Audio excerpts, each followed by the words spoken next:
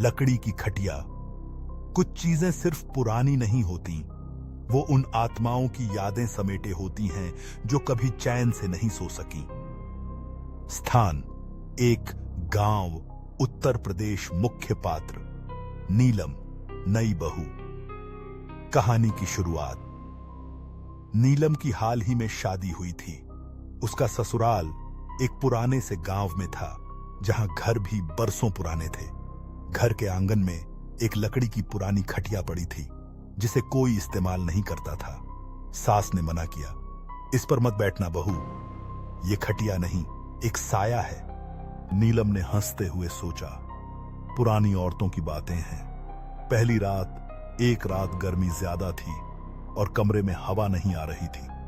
नीलम आंगन में आई और उसी पुरानी खटिया पर लेट गई। जैसे ही लेटी, खटिया से कड़कड़ की आवाजें आने लगीं।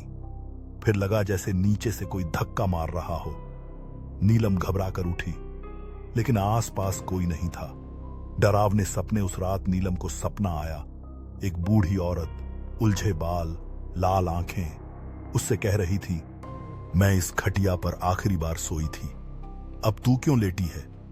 नीलम हड़बड़ा कर उठी, लेकिन उसकी पीठ पर सपने के उंगलियों के निशान असल में थे। खटिया का रहस्य अगली सुबह ससुर जी ने बताया। यह खटिया मेरी मां की थी।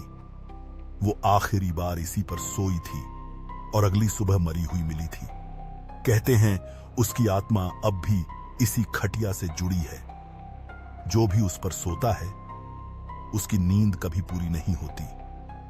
अंत में नीलम अब उस खटिया के पास नहीं जाती, लेकिन हर रात उसे लगता है कि कोई आंगन में लेटा है और लकड़ी धीरे धीरे चरमराती है, जैसे कोई करवट बदल रहा हो।